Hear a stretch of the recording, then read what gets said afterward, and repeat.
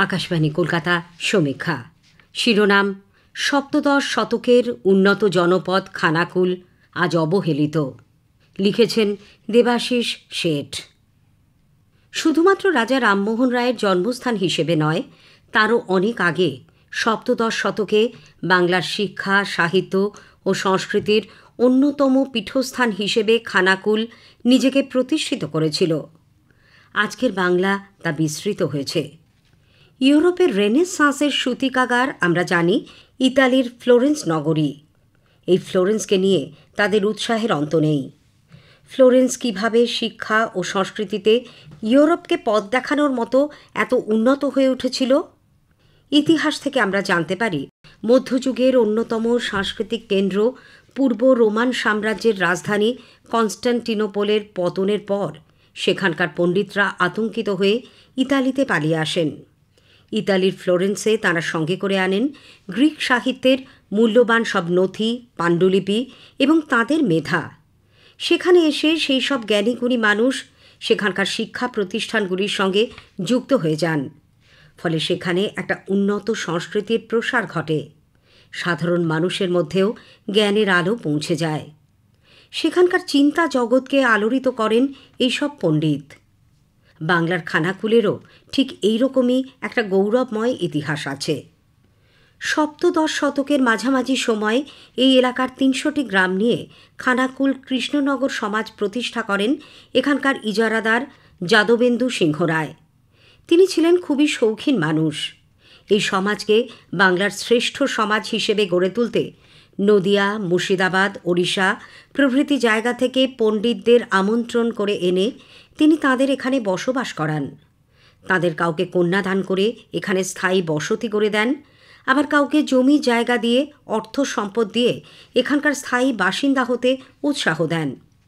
এইভাবেই মিথিলা থেকে আসেন পণ্ডিত নারায়ণ বন্দ্যোপাধ্যায়, যিনি মাত্র ৯ বছর বয়সে বিদ্যার্জনের জন্য কাশী গিয়েছিলেন। সেখানে 18 বছর ধরে বেদ, বেদান্ত, মীমাংসা, স্মৃতি ইত্যাদি বিষয়ে পাণ্ডিত্য অর্জন করেন। জ্যোতির্বিজ্ঞানেও তাঁর প্রভূত জ্ঞান ছিল। জৌগ্রাম থেকে এলেন দার্শনিক ও তান্ত্রিক কনাদ তর্ক বাগীশ। তিনি মিথিলায় পড়াশুনো করতেন। বৈশেষিক দর্শন সম্পর্কে গ্রন্থ রচনা করে তিনি প্রভূত খ্যাতি লাভ করেছিলেন। এইভাবেই নদিয়ার জাজপুর থেকে আনা হল রত্নেশ্বর বসুর সর্বাধিকারীকে। এই পরিবার ওড়িশায় অত্যন্ত খ্যাতি লাভ করেছিলেন। সর্বাধিকারী পরিবারে বহু পণ্ডিত ব্যক্তি জন্মগ্রহণ করেছেন। এই পরিবারের রামনারায়ণ ফার্সি ভাষায় সুপণ্ডিত ছিলেন, সেই কারণে তিনি মুন্সি উপাধি পেয়েছিলেন।